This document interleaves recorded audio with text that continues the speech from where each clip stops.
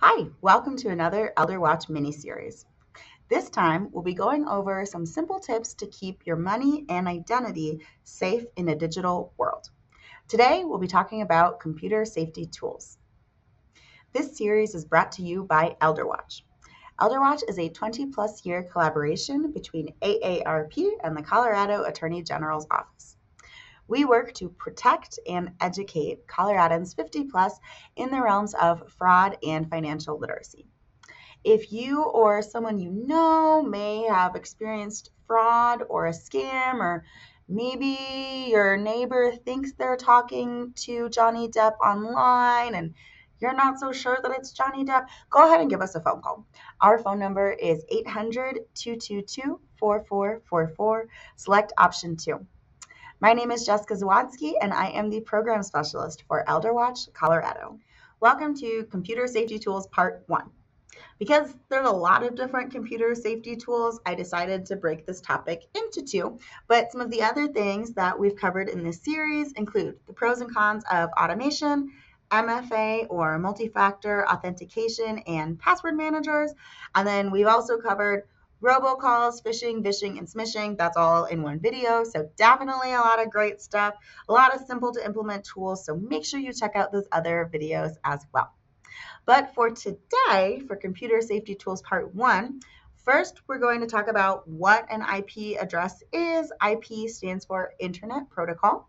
After that, we're going to talk about VPNs or virtual private networks. Following that, we will talk about what cookies are, and that one will include a bonus topic related to financial literacy and the psychology of money. After that, I will teach you how to clear your cookies generally, because it differs a little bit depending on your web browser, but the process is pretty straightforward and pretty similar on all of the browsers. So we'll go over that as well as why you should clear your cookies slash cache slash browsing data. And then we'll end by talking about what an incognito window is. All right, so an IP address, just up front before we begin, is not a tool or a detriment, I guess, to protecting your identity, but understanding what an IP address is going to help you understand other concepts, and I'll reference it particularly in the computer safety tools portion of this series, so I figured I should explain what it is. So IP stands for Internet Protocol, and an IP address is pretty similar to a return address on a piece of mail. So it tells the post office where this letter is coming from. For the internet specifically, it tells the website who you are and kind of like where you're coming from geographically, but it also identifies your specific computer. So essentially, an IP address identifies your specific computer or phone, usually through an 8 to 12 digit string. Many pieces on why that would vary, but that's not what we're here for today. So it verifies your device via that 8 to 12 digit string. But not only your computer has an IP address, pretty much anything that accesses the internet has its own unique IP address. So printers do, smart speakers do as well. There is also way more to IP addresses, but for our purposes, just think of your IP address as the return address on that piece of mail that the Postal Service needs as they are trying to get your mail to its recipient. For our purposes, today at least, a VPN can help to protect your identity because of what it does to IP addresses. So if my IP address, and this is just an example, this is not a real IP address, it's not enough numbers, but if my IP address is 123 and I use a VPN, when I use the VPN, the website in question will receive the VPN's IP address, not mine. So if my IP address for my work computer is 123 and the VPN I'm using has the IP address of 789, when I try to go to a website, the IP address that it receives will be 789. And so in this way, my identity is protected, because then that website can't see that it's me, Jessica, whose computer IP is 123. It's just getting 789, which is not an IP address that is tied to me. The other piece of VPNs, or virtual private networks, that I want to cover has to do with encryption. Now, encryption, very short version of it, is that encryption kind of jumbles data, and the only way to make that data make sense is to have the encryption key. So I think that Pig Latin is a really great example for how encryption works. And fun fact I learned recently, it dates back to Shakespearean England.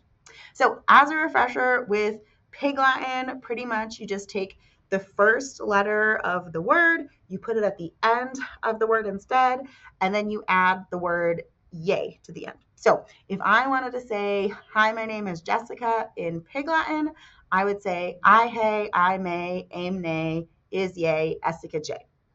To understand what I'm saying, you need to know the code or the rules that I used to encrypt my message. Otherwise, it's just a bunch of nonsense, right?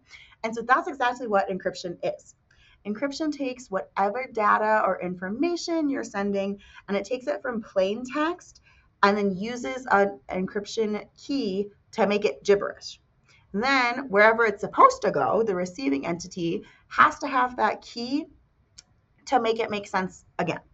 So when we think about data privacy and security, if, for example, you're using public Wi-Fi, which you should not do, but let's say you are anyway, and let's say you're logging into your bank, if you're using a VPN, a scammer or a hacker is not going to be able to kind of make heads or tails of the information that you're seeing, it's sending, it's just going to look like gibberish to them.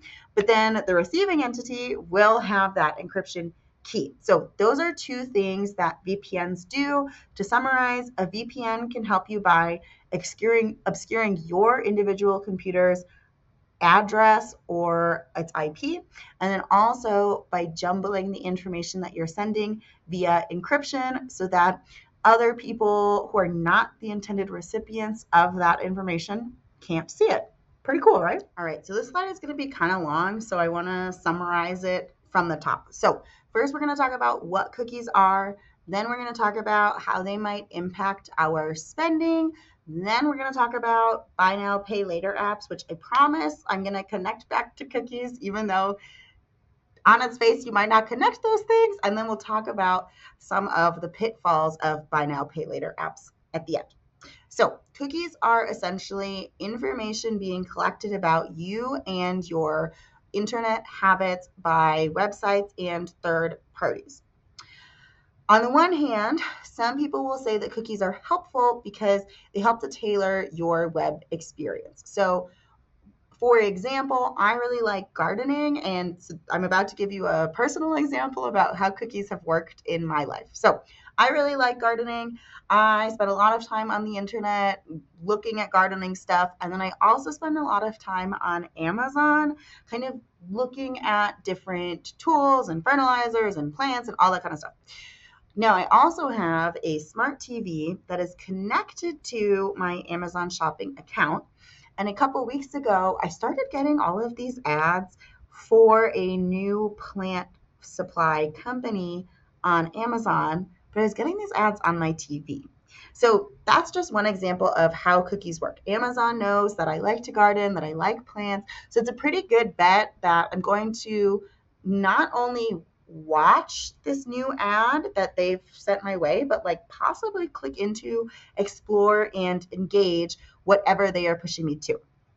Now, cookies do collect your data and they kind of build a profile about you. Some people might care about that. Some people might not care about that. But the next piece is kind of my bread and butter, because we're going to talk about the psychology of money and how cookies can negatively impact our financial habits. So the reason that cookies can be a detriment to your financial goals is that they lead to impulse buying. So in my plant example, I have no business buying any more plant stuff, but here's this brand new vendor I might not have found by myself. Like, maybe I'll just go check them out just to see what they have.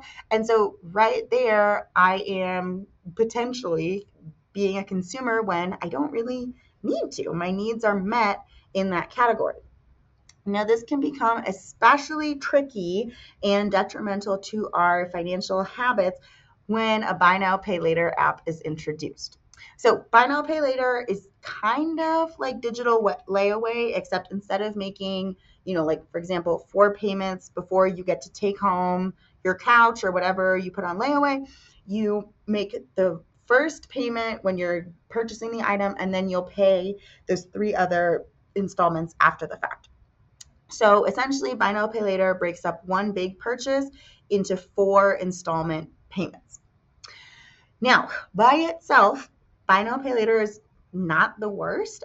They are also often interest-free payments, but the problem comes in some of the other things that accompany buy now, pay later apps. So one of them is that when you are offered the buy now, pay later option, studies show that you're more likely to complete your purchase. So I, for one, am fairly guilty fairly often of doing some window shopping online, where I put a bunch of things into my online cart. Then, I see how much it is. I remember that I do not need any of these things. And then I just X out of the window. So I was just window shopping on the website. But studies show that if I am offered the buy now, pay later option, when I get to that checkout on the webpage, I am significantly more likely to complete that purchase. Now, studies also show that if you are offered the buy now, pay later option, you are more likely to spend more than you initially intended. So, for example, let's say that you need to buy a new pair of shoes. The limit that you've set for yourself is $100. So if you were to do buy now, pay later, theoretically, that is approximately 4 payments of $25, and then, depending on tax. So if you see that, 100 divided by 4 is 25, but 150 divided by 4 is only 37.5, and you're doing the buy now, pay later, that difference in $50 might not feel as painful to you because, you might think to yourself, okay, 37.5 minus 25, that's not that big of a difference. And so this is exactly why these can be detrimental to our financial health. So again, both of these things by themselves, cookies and buy now, pay later, are not necessarily the worst, most sinister thing in the world. But when they lead us to make purchases that we don't need, they can really impact our financial health, well-being, and the time it takes us to reach our financial goals. All right, so now that you know what cookies are, let's talk about how and why to clear them from your computer. So we'll start with the how. So usually the way that you do this is kind of similar on each different web browser, but some of the verbiage might be different. So usually in the top right corner of your web browser, you'll see sometimes it's 3 dots stacked on top of each other. Sometimes it's ellipses or 3 dots horizontally. Whatever it is, you're going to want to click that, and you're going to want to next navigate to your history. Now, usually when you click this on that drop-down menu, the first landing page is going to be your most recent history. So just what you visited in the last hour, the last 10 websites, whatever. You're going to want to drill down further. So you'll click history again. And then once you get there, there's usually something that says clear browsing data, clear cache, clear browsing history, clear cookies, something like that. If you're not finding that, go to the settings portion of that web browser and just type in cookies, and you should be able to learn how to clear it that way. Now, once you get there, you're going to most likely have the option for the duration of time you want to clear your cookies from. So you can choose just to clear your cookies from today, to clear your cookies from last week to today, to clear cookies for the whole month. If you've never done this before, I would suggest clearing your cookies for all time. In just a second, we're going to get into why you should clear your cookies, but if you think about every single website that you've gone to since you got your computer, that's a lot of different websites. And so clearing your cookies is kind of going to help your computer get rid of all of those crumbs, to keep with the metaphor, and should help it run more smoothly, in addition to some of the data and safety stuff that we'll talk about in just a sec. So one of the main reasons to clear cookies has nothing to do with your data and money and financial literacy, and it's just to help your computer run. So each time you visit a website, I'll drop a crumb. And so if you think about all the sites you've gone to, that's a lot of crumbs to process, because each time you go, the web browser is kind of looking at what else you have done. And so clearing your cookies reduces things like lag time, helps things move a little more quickly. So that's kind of one of the main reasons that you should do this. But this will also help remove some of your browsing history, which can help protect your data and add another layer of privacy, because now third parties aren't getting that information in the same way. It's not being like archived. So can be helpful if you care about that. But you should especially do this on the safety, financial literacy, fraud side in two cases, or I guess for two reasons. So one is if you're using a public device or public Wi-Fi, which you definitely shouldn't be doing for personal and private information. But if you're doing anything on a public computer or Wi-Fi, this is a really, really good just habit to get into. You want to delete your browsing data from whatever website or whatever public location you are in. And then the other part for why this can be helpful is if a particular website was in a hack or a data breach or any of those kinds of things. Now, this is not the only thing you should do if your information was in a data breach, but clearing your cookies can help to keep your information private if that has occurred. An incognito browser is a feature on a lot of different web browsers like Firefox, Safari, Google Chrome, Microsoft Edge. It's not always called an incognito window. So on this page, you'll see some examples of what this feature looks like on different browsers. And so on Chrome, it's called incognito, but on, for example, Firefox, it's called a private window.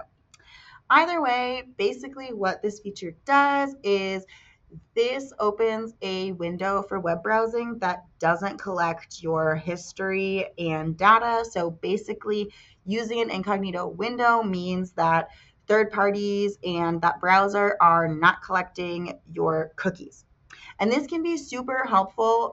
I use this like all the time, but especially if I'm going to buy airline tickets. Because have you ever been on a web page, you're looking to buy a ticket to go see somebody, you check, let's say on Monday, it's $200, you check on Wednesday, it is $400.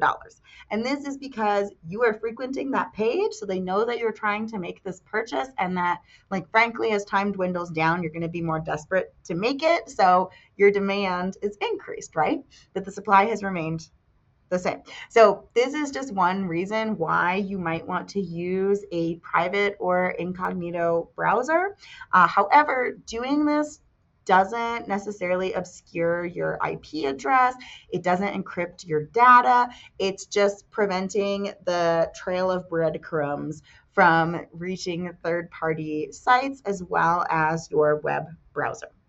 So if you have this, it kind of negates the need for clearing cookies and will prevent some of that more tailored advertising, for better or for worse.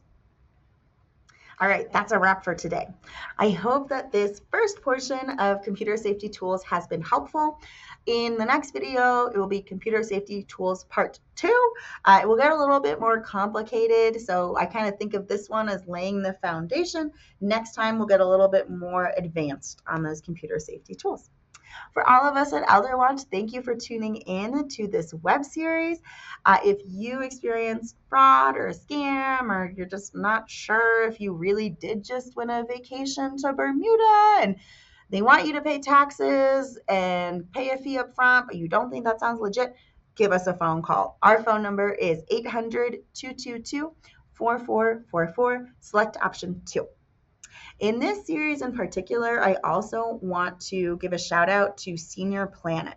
So Senior Planet can help with one-on-one support for some of the more technical aspects of these computer safety tools, as well as some of the other things that we're talking about that will help you protect your money and identity in a digital world. So you'll see their phone number on this page, and then I'll include some more information about them in the bottom of this video. On that note, thank you for joining me. I hope you learned something new, and I'll see you in part 2 of Computer Safety Tools.